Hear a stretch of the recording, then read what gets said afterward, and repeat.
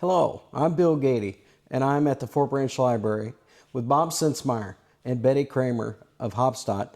We're looking to capture local stories and history of the area. Again, we're focusing on Haubstadt today for the most part.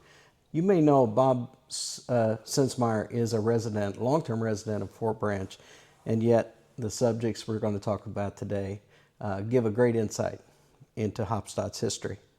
Today is September 10, 2025. Bob is 83 years old and has been a resident of Haubstadt for, until he was 27, I believe, and then he moved to Fort Branch after he got married. Betty is 89 years old, and she has been a resident of Haubstadt her whole life, except for 5 years that have to do with her nursing training and her nursing career. So we're going to first start talking to Bob about his passion for painting. And Bob's got a couple of paintings that have local interest, and I'd like to start with the painting of this building, the Fort Branch Library. Oh, yeah. Well, this here building was, all this stuff was added on to, so they wanted a painting of it. I talked to Peg Hall, she's on the board up here, and I was talking to her about it, and she thought I should come up with something. But the problem I had was, now you have 3 front doors. It's just not like one painting. So that's the reason I made a collage out of it, and I got all 3 front doors on my painting, and put people in my painting to kind of bring it to life. And Yes. I thought it came out real good, and Yes. so far they like it around here, so I'm Okay. satisfied with it. Yes. And so the library recently underwent a large renovation and additions, as you implied. Yeah. Including even a chicken house in the corner of the property. Yes, I put that on there too. And if you look real close on the painting, I got chickens down there, little bitty black dots. Yes. They're actually chickens. Okay, very good. Well, tell us about your style of painting. Where did you learn that? Well, I'm self-taught. I've never had a lesson on painting in my life. It's just something that I knew that I could do, And so I just picked it up and just started sketching and got better and got more ideas as I was playing around. And I was always real good at matching colors. That was never a problem. And so I didn't have any trouble painting. I just walked right into it. Very good. How long have you been painting? Probably 30 years. Okay, 30 years. We're going to be highlighting in just a few minutes a painting that you did of the Haubstadt beer stube. And so I want to, in light of that, I want to ask you, are there any other paintings that mean a lot to you? Well, about 3 or 4 years ago, I painted a painting of 2 covered bridges here in Gibson County. One's in Wheeling and the other's in Griffin. Those are the only 2 left. And I was commissioned by the commissioners in Princeton to paint a painting of those, and they got them hanging in the courthouse right now. Great. And they're on the first floor when you go in. Actually, when you go in here to vote, you just look there on the wall, and you'll see my paintings. And, Well, that's one. When did you do that? 2 years ago. Okay. Well, very good. Well, I look forward to seeing it. I'll next time I'm there, I'll go look for it. Thank you. Well, yeah, then I have another one. I painted the Holy Cross Church. Now, I did that in 2011. That was a long time ago. Not of the outside of the church, of the inside. I painted the inside of the church. And, like you got the altar, and I opened it up like you're walking into it. And it's real long. It's about 3 foot long because I had to get everything in there, and the stained glass windows, and it's something. I think it's really something to see. It's over there at the directory at the church right now. And it's been there. It's at the rectory? Yes. Okay. It's been there since 2011. Okay. Very good. Bob, listen, he painted paintings on our grandpa's Sensmeier when they tore down his barn, and I've got a painting hanging in my house. It's it's a farm kind of farmhouse, and I think you got some people in it, but I love it. Yeah. Well, I noticed, and I'm going to go ahead and pull this picture and put it on your lap and put it in frame, Bob, if I may. Sure. Betty, maybe you can help to hold it. I got it. I get it. And I don't want to. We're going to lose your face, Bob. Okay, here, okay, hold it like that. So something like that. And what I notice about this is the Haubstadt, or maybe the first beer stube in Haubstadt, we're going to talk about for a while. And it's got a lot of people in it. I notice you do that to increase the interest and the believability of your paintings. Yes. So, well, tell us about what we're looking at now on camera. Well, this is the very first year of the Haubstadt Sommerfest, 1964. 64. And this is how it was laid out. Everybody knows that's the KFC hall, and it looks like that yet today. It did back in '64, and that's where it was at. There was the beer truck on that end, and here the stage for the people. And the stage for the people was made from real simple things. See, those are just two small farm wagons. It's a couple farmers donated their time to bring them in and just set them in place for us there and all that. And they did all that. And the KFC, they was nice enough. They furnished the electricity for the stage and the band. And I don't know if they run them over here to the food stands or not. I don't remember that. But they was real helpful with all that. And KFC had a stand over here in Knights of St. John and other dealers in town. Yeah, so Knights of St. John is right next door. I believe they've got a new building since '64. Yeah, that's the old, way back then, yeah. Yes. So what would be just off at the top of the painting would be Haubstadt State Bank, which is now the town hall. That was right back here. Okay, all right.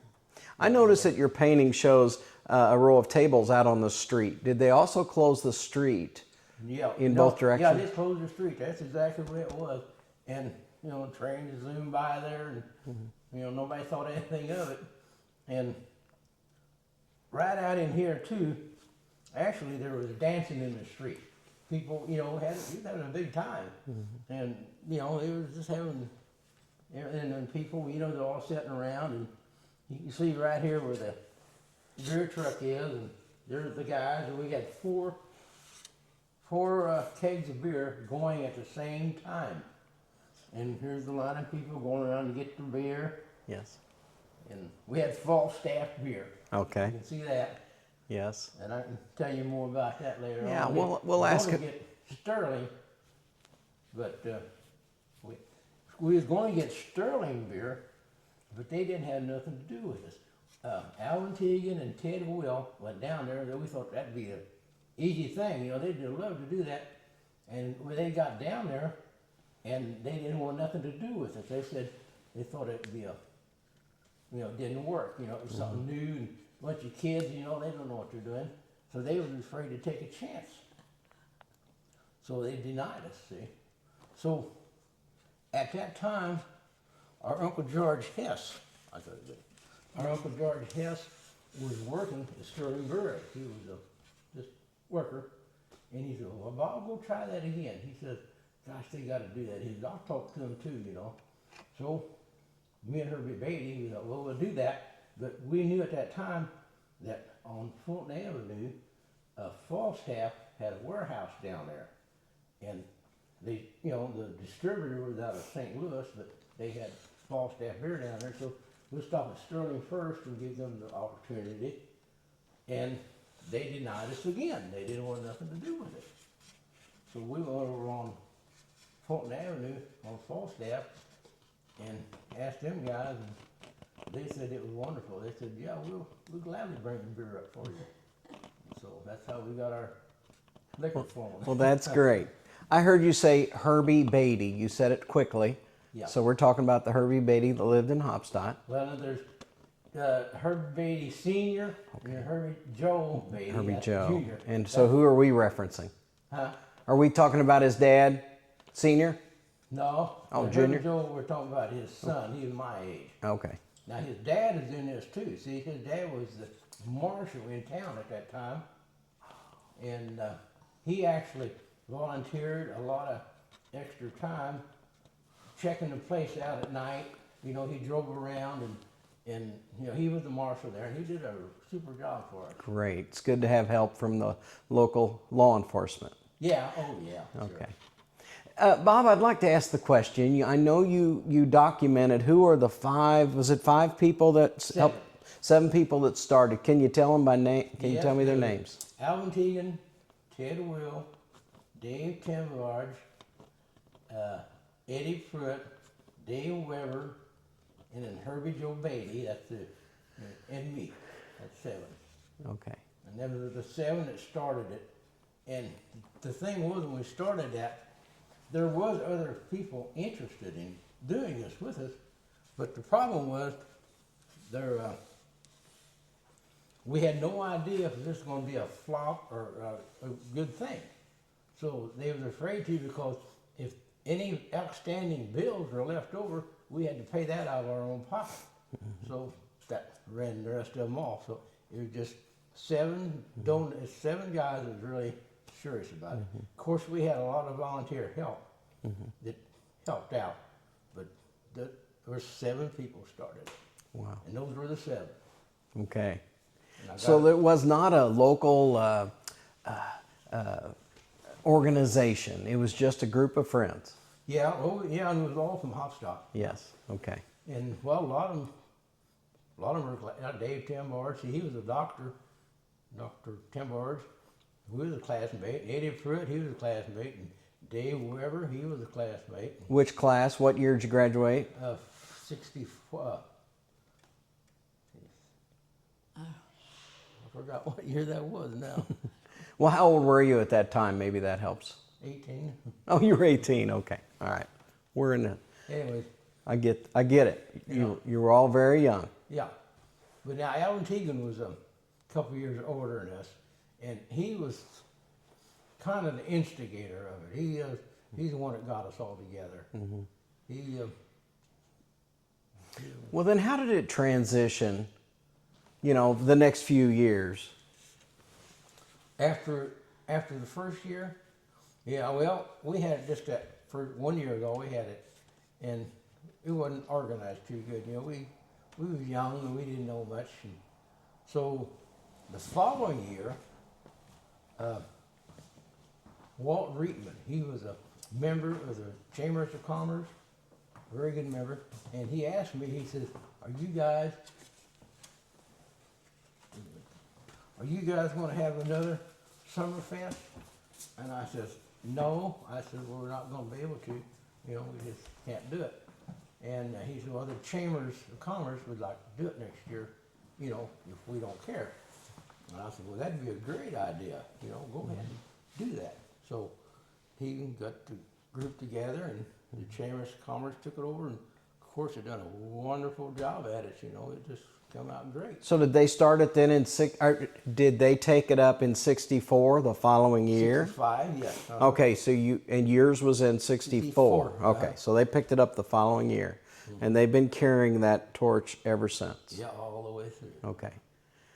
And after that first year, we was out, but I joined the Chambers of Commerce for a few years, but I didn't stay in there too long, but I was there for a while. Well, I'm sure they appreciate the transition. So, first year of doing anything, I know there are problems, things that you hadn't thought of, or maybe supply issues. Yeah. Could you tell us a little bit about your supply problem? Yeah. Okay. Well, supplies. We bought a lot of our supplies from Lakeview. Lakeview, out there on 41. And Paul David Ralph and Steve Ralph. We bought our glass pitchers, paper cups, and things like that we needed. And they gave us a discount. They treated us real well. And so we got all that from them. But then, like I mentioned on that painting on the back, which probably nobody has read that, but we got all those pictures on the first night. The people took the pictures home with them. and for souvenirs, I guess. See. And so when it comes to the second night, we didn't have any pictures for the beer, you know. So we was really desperate. So we went down to Davy's Packing House, there in Haubstadt, and talked to Bill Davy, Tom Davy, and asked him if they had any buckets or anything that we could use, you know, to put beer in. You know, we were desperate. And Bill said, "Well, we got these little lard buckets. You know, these are cute little things. About, I don't know how much it had a little wire handle on it." Mm-hmm.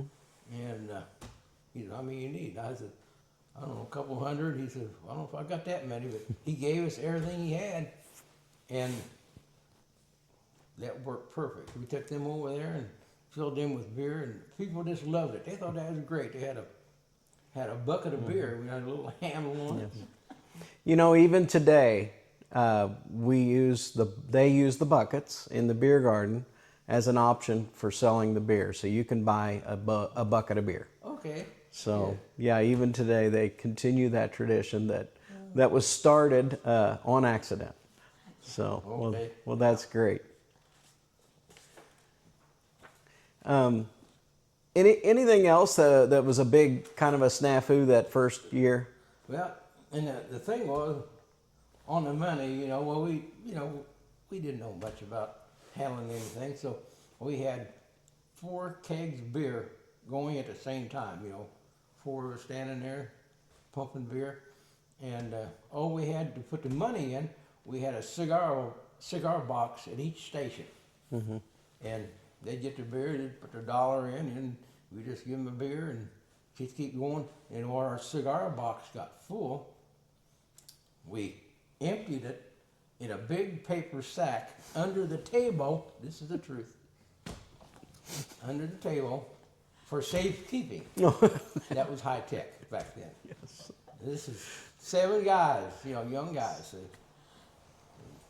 worked out real well. Did you do okay that first year? Did you make some money? No, we made a little, not much. Mm-hmm. But our idea was we was going to start a park, just like the Chambers of Commerce did. We thought that was our plan. See? Yes.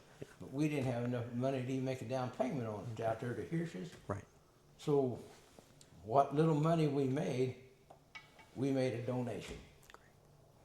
Well, that added to future year donations. Who? Future years continuing in donations, and in the end, you did get a park, Yeah. a very nice park out by Hirsch's Woods. Yes. And Bob Hirsch is still a big part of caring for Okay. that. So, and the Haubstadt Chamber of Commerce is now called Haubstadt Sommerfest, and they Okay. continue in funding and help with the upkeep of that. Yeah. And they partner with the town of Haubstadt for that. So thank you for that history. We appreciate that. Is there anything else we could talk about the beer stew before we move on? Well, a few things I thought was kind of comical was on the busy part of the night, you know, it was packed, you know. And I just mentioned we had 4 kegs going at the same time. Mm-hmm. It was so busy that when we pulled the tap down to put the pitcher underneath it, we never shut the tap off until the keg was empty. We just kept shoving another pitcher underneath the barrel. And as soon as we got them empty, well, Falstaff was great. They come there, and they had that truck driver. He stayed there with us all the time. And when our keg was empty, they would switch it and put a new one in. All we had to do was just stand there and pump beer. Yes. And who was your music? Do you recall I who the think it was band? Bob Burnett. Bob Burnett. Oh, Bob Burnett. Burnett's band. Do you remember, Betty? Yeah. I think that's who that was. Okay. And we had a raffle too from the back then. Color TV wasn't, or it was really great. You know, back in '64. So we went to Minnie's store and Wilma Reedford. Yeah, I used Minnie. And Mary Magdalene. Mary Magdalene Minnie. Those two, they gave us a discount on a good color television set. And back then, like I just mentioned, '64, a color television, that was a pretty good prize. Yes. And we raffled that off, so that Good. made us a little money. Good. So I'm trying to imagine that was likely a console. It probably was in a wooden, Yeah, big really box. Nice. Yeah, nice. Big, nice speakers next to it. Yeah, They're way different, and 2 to 2.5 feet wide off of the wall. Yeah. So very good. Good. Thank you. And one last thing on the Summerfest, we've got a photo, a black and white photo of you in what I believe to be Lederhosen. Can you tell me about that? Yeah, that was the idea. We thought we'd have to wear that, because more looked like German. And then we had hats too, but I don't have my hat on in the picture. And what was the nature of the hat? Kind of looked like a Summerfest.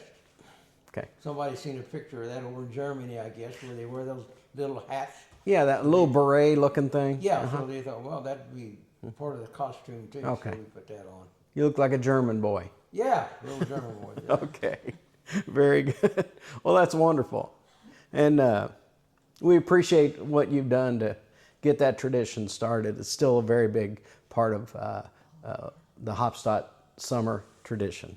So, and then, Bob, we want to shift. We're going to shift a little bit on how we're doing the interview. We're going to talk to both you and Betty about life in the small town, life in Haubstadt. What was that like? So I want to start with I want to start with a photo that we've got of Betty. And it's Betty, it's a black and white photo of you in a beautiful nurse's outfit. So, and we're going to show that. And then could you describe what we're looking at? It's my graduation picture from Okay. St. Mary's, Okay, what year was that? 1957. And did you come right out of high school and go into nursing school? Well, we graduate in the spring, and then it was in the fall, yes. Okay. I worked at Lakeview in between. What did we do at Lakeview? Well, I was a waitress. Okay. Well, that's great. Well, Lakeview's no longer with us, but many of us have a memory of Lakeview. And you know how big the tips were? No. If you got a dime, you were lucky, because it was, teenagers, they barely had enough money to spend on a hamburger, much less tips The waitress. But I enjoyed it. Yeah. Okay. Well, let's kind of go back to the beginning. When were you born? What year were you born? Oh, 36, 1936. 36. Okay. And you're currently 89? Yes. All right. Well, God bless you. Long Thank life. you. So, and where'd you go to school? St. Peter and Paul for 8 years. Okay. We had it 8 years at that time. And tell me about the school. We know today that the school is right across from church, and it's a long building with up to eight Yes, grades and a yeah. big gymnasium. So, Well, our school was across from the church, but it was the old school. And when you walked in, it was a vestibule kind of thing. And there were downstairs were classrooms and upstairs. And at one time, the nuns that taught us lived in the back of the school okay. until they got their their house. Yes. Yeah. Yes. Yeah. All right. Well, that's good. That's good to hear. And that was up through what grade? Well, That all the way through high school? Did you do high school there as well? no, it's just Up to eighth grade? grades. Okay. Well, But it was still going whenever. I mean, that was the same school. When Okay. It never changed. when All I right. was there. Well, tell me about Haubstadt High School. Well, when I started in high school, we didn't have a cafeteria, so all my life I took my lunch, bologna sandwiches and stuff like that, and so I think I was a junior, and we got a cafeteria in the high school. So yeah, Okay. that's And is that the high school that's located, that was torn down but was attached to the gymnasium that is Yes, currently in yes. Haubstadt? Okay. Yes. Okay. And the new gymnasium was built It started, I think, the year after I graduated. Okay. I mean, they got it finished. Okay.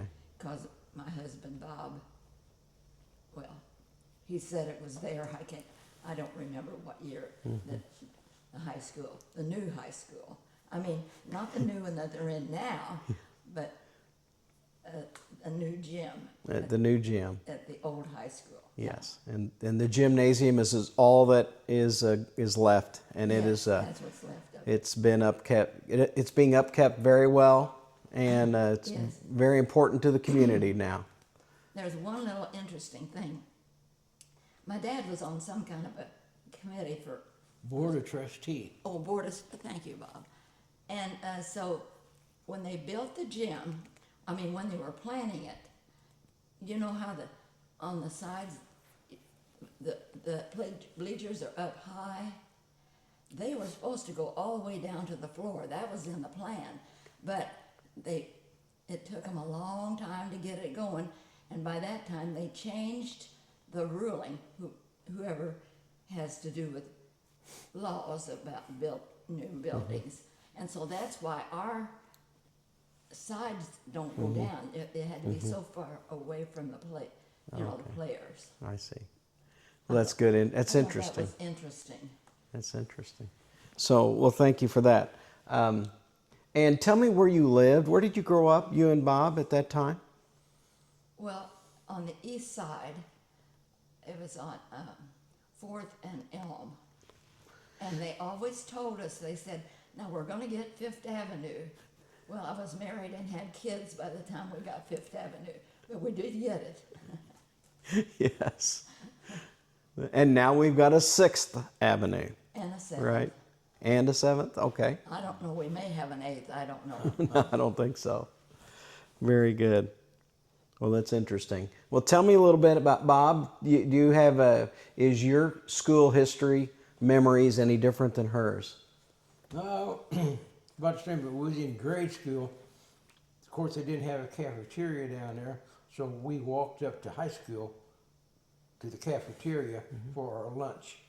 And it wasn't very expensive. I don't know, maybe it was a quarter, something like that, 25 cents.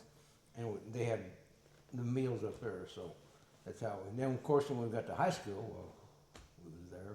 But then they built onto the school there at Holy Cross. You know, my senior year, they Saints Peter and Paul? huh? Saints Peter and Paul? Yeah. Okay. In the senior year, I went into the new school. Before that, I still went into the old one, like you was in. Yeah. You know, so that was kind of a change there. They built that, but now it's bigger than it was. They built the new one, but it was small then, and then they added on to it and made it a lot bigger. Yes. So, It's about the only change.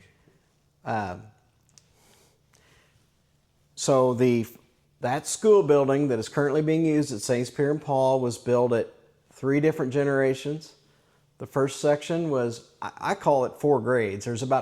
They may have had 5 grades at that time in that old section.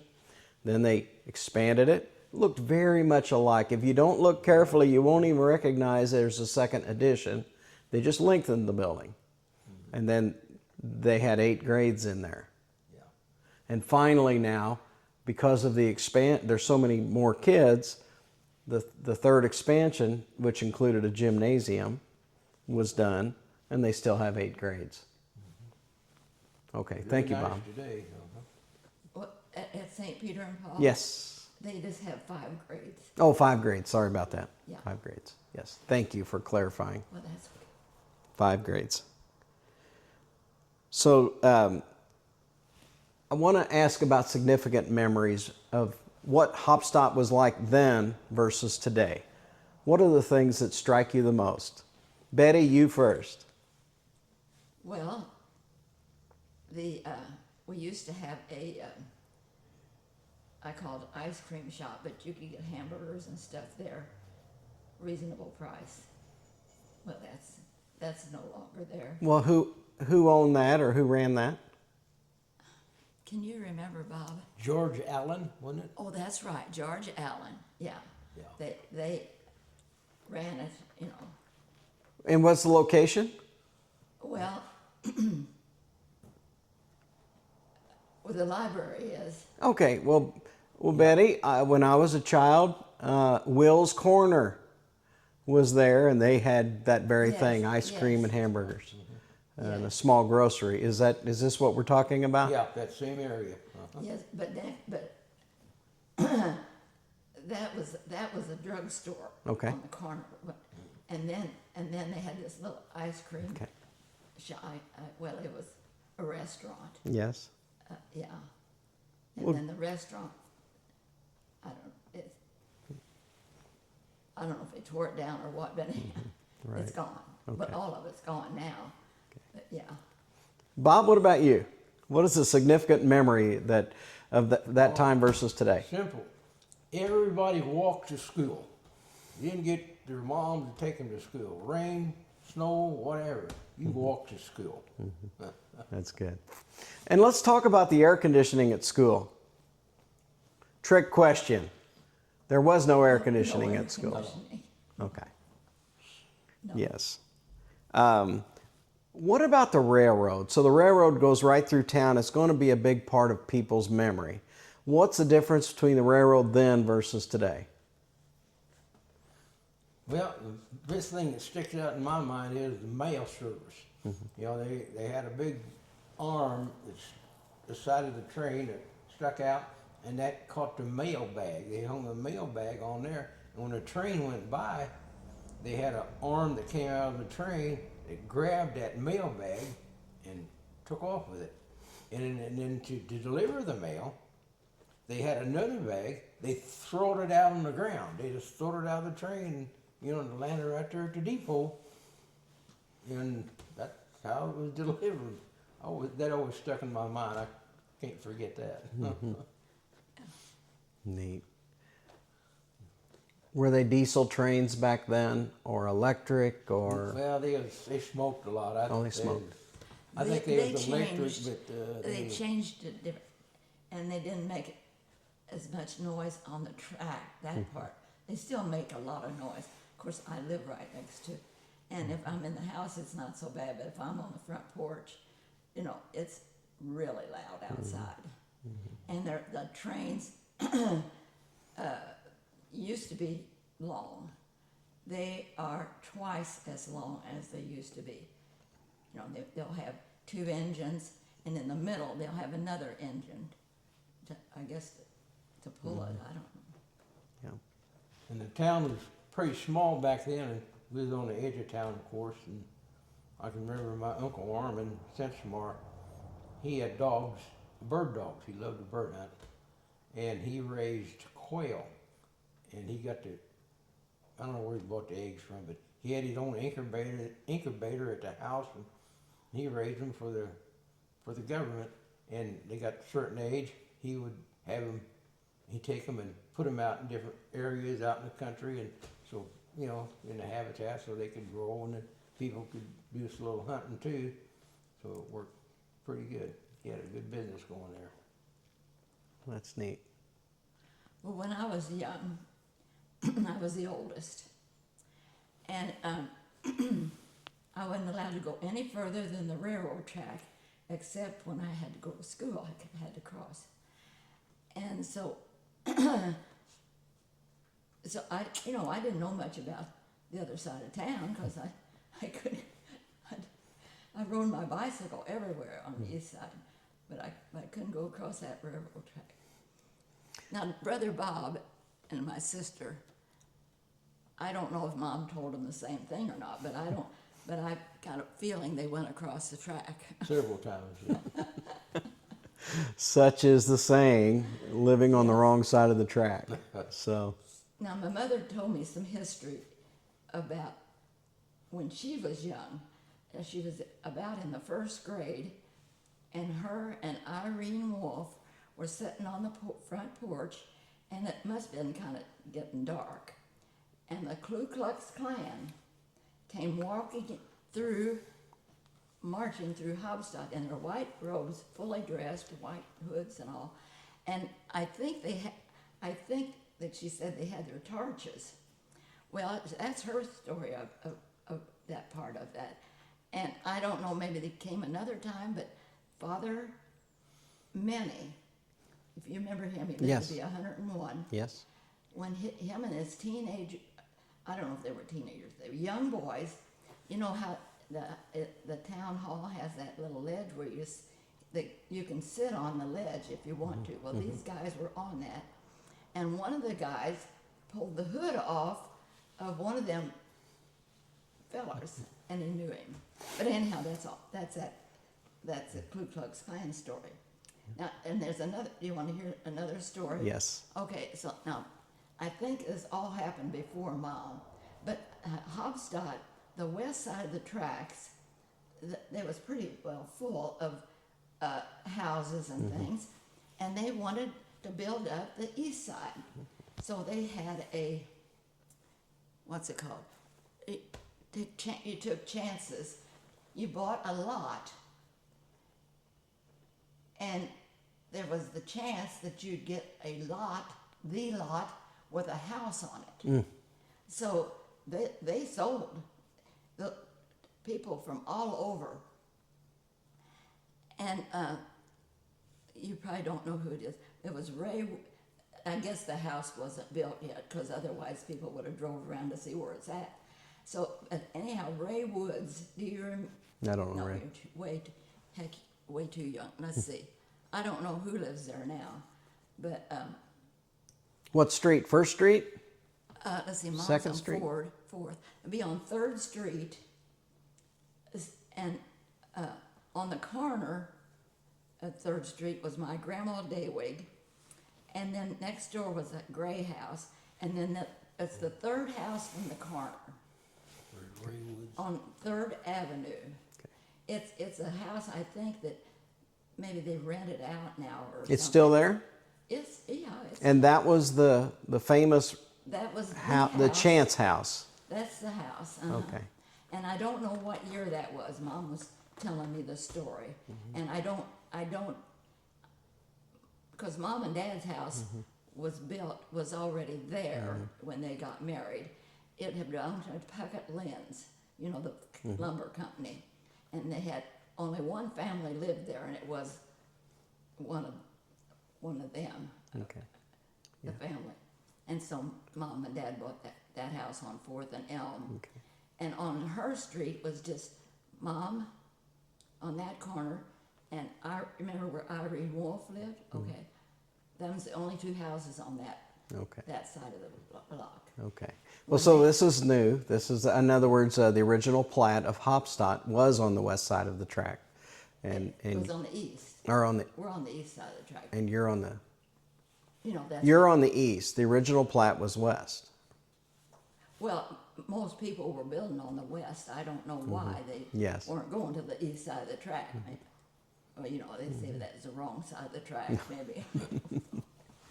Now, Henry Hobb had platted the west side of the track first. Yeah, I think Yes. he had a lot to do with building those houses over yeah. there. I don't know. So, well, this is very helpful. I thank you both for your time in helping to increase our knowledge of the history of Haubstadt. Really appreciate it. There's many more questions to ask, but we don't have time today to do it. Oh, that's good. So thank you, Bob Sensmeier, and thank you, Betty Kramer. Thank you.